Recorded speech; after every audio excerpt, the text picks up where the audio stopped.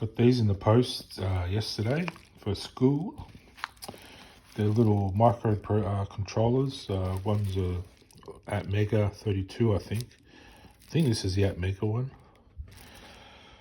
This one is, I can't remember what it's called.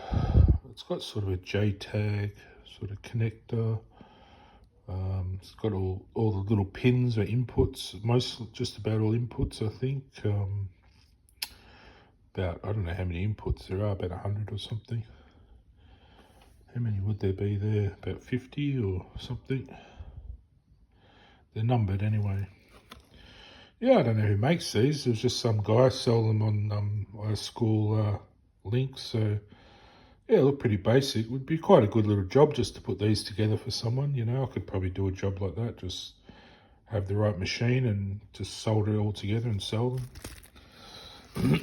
I don't really think I'd want to do that as a job, but who knows? I might end up doing something like this. But yeah, that's the little microprocessor. I think it's the ATmega 32, I think, or 16. That's the connector. I'm not totally 100% sure how to use it yet, but or how to connect the inputs. I suppose it's probably a bigger board you'd sort of slot it onto because the pins are all underneath.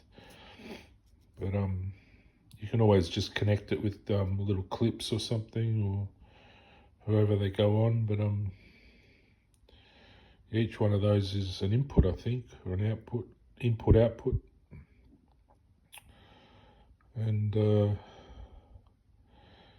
I'd say each pin is probably connected to one of these little pins on the processor. Just about. There'd probably be a couple of others that are actual VCC power connectors or ground on either one. But the other pins will go to these pins on the processor. It's probably 10 or something on each side. So it's probably 40 or 50. It looks like it goes up to 40, 50, 30, 40, 50, 64 pins. So that's 64. That's probably means it's 64 kilobits. I'm not sure exactly. How many's on this one?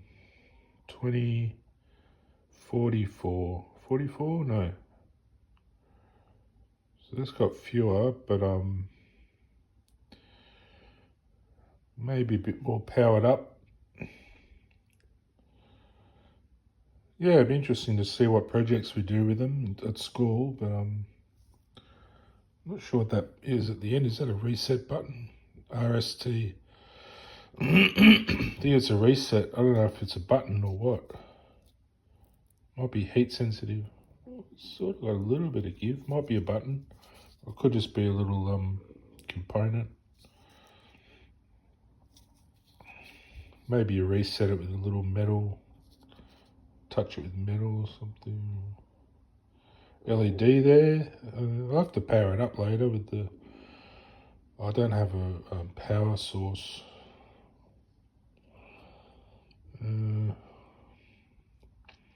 I'll have to look at the schematic and find out how you power it up. Looks like the power pins are here. Positive, negative. That's probably DC. Probably hook a little 5-volt battery up to it. Little capacitors, I think they are. That X1 could be a little crystal or something. Resistor, is it? I don't know. That there looks a bit like a transistor or something. I'm not sure. Diode, I think. Yeah, I think it's basically a memory chip just for storing information and then passing it on to maybe connect the two together or something. But I think they were saying that each chip has memory and a program you you download a program into it. Don't know if it's this one or this one. It has like a little program memory, but then it also has what do you call it? Operational memory or RAM. DRAM is it? VRAM? I'm not sure. We learn at school. I forget every day I go home. I forget every bloody thing, and then I have to start over. But it's all there. But I get a bit tired and I can't take it all in at school. But once I get doing more practical stuff, I'll take it more in, I think. But what that is at the end there? What's that? Sort of got jumper pins for the power. JTAG, I think, is a programming device, so you attach it to it. I did like a schematic for a JTAG device last term. I chose that because I thought it would be more akin to doing programming computers and stuff. It was like a USB JTAG. It's probably the sort of thing you attach to this to program it or something. But I think you also connect this to a computer to upload the program. So that JTAG's probably a USB sort of connector to plug into your computer, and then you just program it into the chip. It stores the information, then you can use that to run programs and store memory. But yeah, it's a bit like a RAM. It's got RAM and it's got can't remember the other sort. Program memory and access memory or random access memory. Yeah. And then I think then it's got a firm what's it called, a flash memory on it too somewhere. Maybe there or something. It's got a little bit of flash memory, just a little bit. So either one probably does. I think we're just using this one this term. And this one, maybe in my other class, we might be using it for different classes. So, yeah, that'll be fun. Be good to learn a bit more about it, and then I can work on my computer I want to build. But it's not like this. But it's just good to know how it all works. One day you might want it compatible or something. It's just basically all this is just mathematics in the form of hardware, really. It's just hardware mathematics, really, when you think about it, in binary. So it's just a hardware form of mathematics, isn't it, really? Who really owns it? Owns it, really, when you think about it, because it's a human right to understand mathematics and explore it. And people find stuff and they think they can just own it, but really, it's owned by everyone, isn't it, in a way? But I'm sure technology companies wouldn't agree. They say, oh no, it's all our work. But really, every human being owns it. It's part of their own makeup, you know. I suppose you could say that about music. I think music's a little bit more personal, whereas this is very rigid and very definite. You know, this is binary, bang, you know. So yeah. I suppose they claim the discovery of it, don't they? Yeah, maybe I'll come up with something. I'll discover something I can claim for me.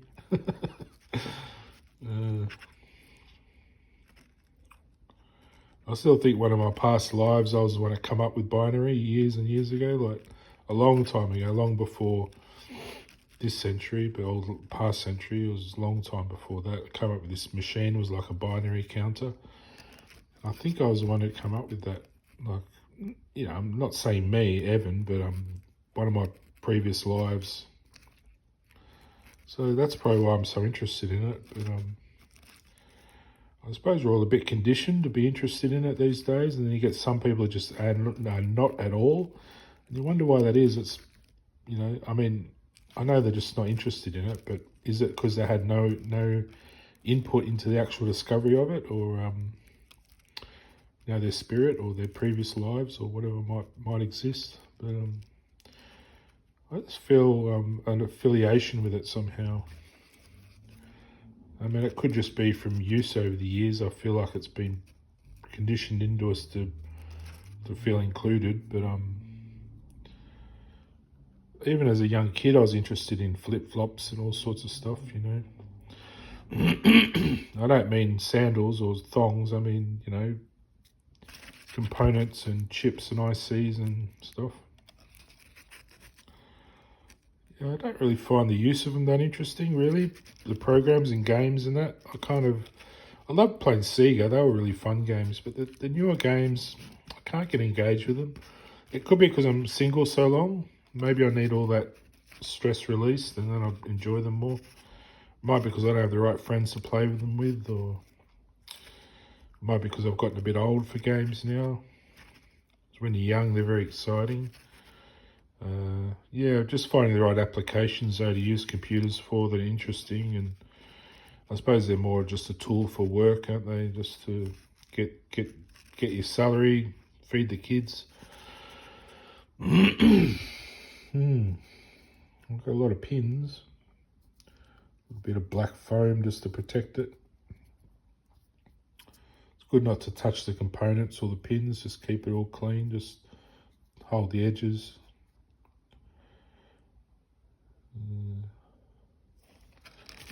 Yeah, it's exciting. I like getting new stuff to look at. This looks pretty well made, like can't see any defects. So the guy who makes them, look, just some bloke, he said, just some guy bought them off. They're only like $30 each, so that's not too bad. But, pretty simple, just put together, you know. And I wonder if he manufactures them himself or whether he sends orders them in and then sells them, or whether he makes them himself. He might have a machine that presses all the solder.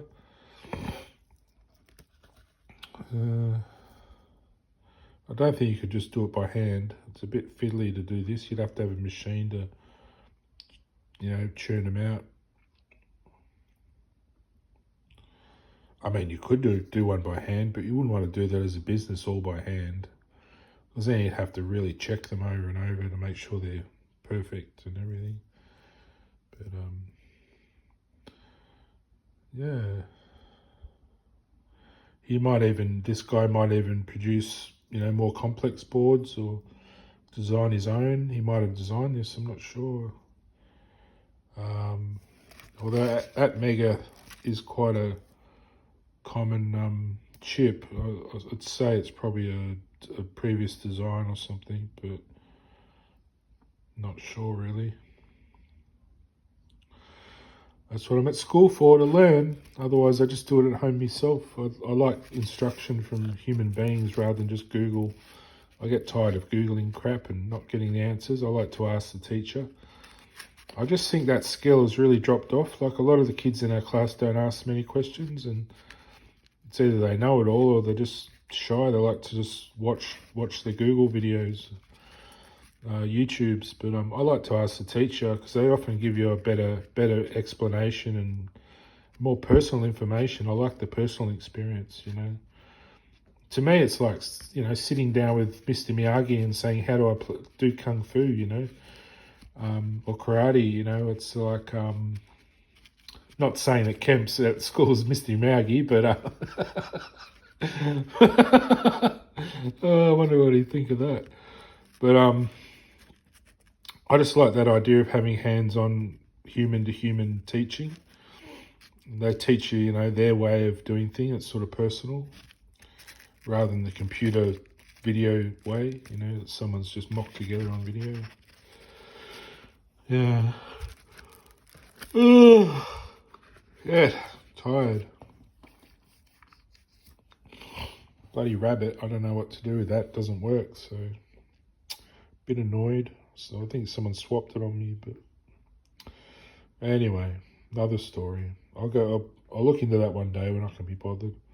They didn't answer me from Rabbit. I don't know why. It's frustrating. I like all my stuff to work properly, my internet. All right, see ya.